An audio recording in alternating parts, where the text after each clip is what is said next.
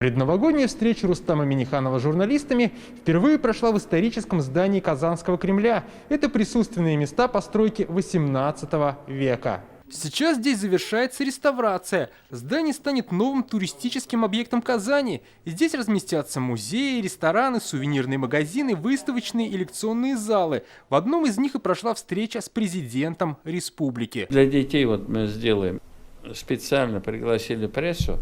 Это самый центр, самое интересное место Казанского Кремля, присутствующие места.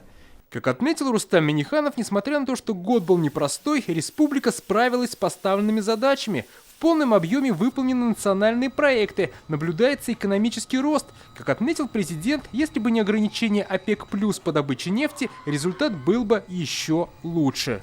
Завтра ограничения снимут, через 3 месяца Татарстан без проблем до пандемийный уровень, и если надо, может добавить добычу. Технологии, ресурсы, люди, все это позволяет. У нас валовый продукт не около 4%, он бы в этом году был уже намного больше. Есть один самый популярный вопрос, который поступает на эту пресс-конференцию. Это вопрос о том, как республика будет соблюдать так называемый закон Клишеса-Крашенинникова о публичной власти. Закон принят, и мы законопослушные люди.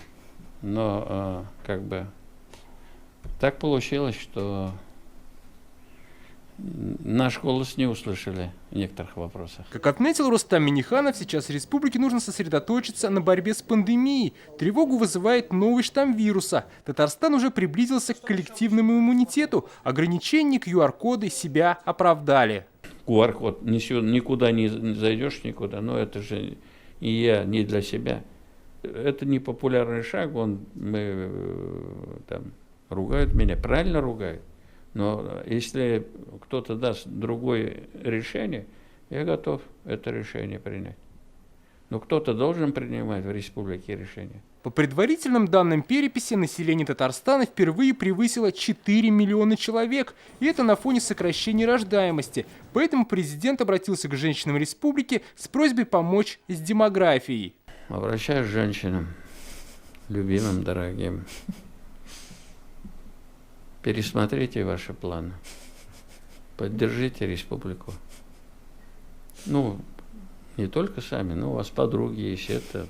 И в этой связи о роли женщин в обществе поступил вопрос нашего телеканала. Прошла пресс-конференция Рамзана Кадырова, и тогда ему задали вопрос, сможет ли женщина возглавить Чеченскую республику, и он четко ответил, что нет, не сможет, возглавить сможет только мужчина. Вот вы как считаете?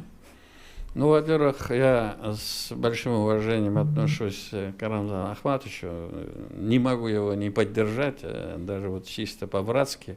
Всевышний нам предопределил, кто должен воевать, кто должен там семью обеспечивать, кто должен детей рожать. Но я думаю, что Рамзан Ахматович исходил из вот этого посыла. То есть мы настолько любим загружать женщин, значит, вот просто это. Ну, вот его главные функции женщин, вот, чтобы вот это дети, семья. Сдерживающими факторами демографии и благополучия населения стали рост цен на продукты, стройматериалы и жилье. Стоит ли сейчас покупать жилье вот тем людям, у кого родились дети, они хотят расширяться или еще что-то? Или ждать? Что будет в следующем году? Покупать надо было вчера, и сегодня тоже надо покупать. Да, цены выросли, но в первую очередь это Казань. Несколько вещей, которые очень серьезно повлияли, в том числе и на ценообразование. То есть и пандемия. Огромное количество людей, мигрантов, они работали на стройке. Их не оказалось, и пришлось повысить заработную плату. Это раз. Второе, налоговая инспекция очень хорошо работала. Все строители работали на разных схемах, там, обналички, все это, да. Ну и мы рынок материалов не удержали. Это общегосударственная задача, я считаю, что в этой части надо более жестко контролировать все эти вещи. Вместе с журналистами вопросы президенту также задавали по видеосвязи жители республики. Речь шла о поддержке врачей, малого бизнеса, молодежи. Мальчик Камиль прямо с полигона поблагодарил президента за выполненное новогоднее желание – поездку на танке. Привет, как там, танкист? Хорошо, здрасте. А ты Здрасте. очки одевал, очки тебе одели, чтобы... Нет. Без очков Мне даже? надели вот эту шапку, ушат. А не холодно было? Ну, немножечко. Ну, ты молодец. Я бы не смог. Я всегда очки одеваю, когда там на танке. Исполнение новогодних желаний Рустам Минниханов пожелал всем журналистам.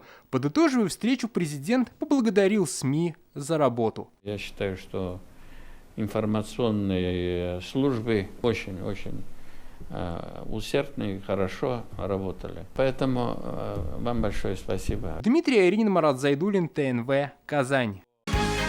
Закажи рекламу на ТНВ. Телефон в Казани 5 705 100.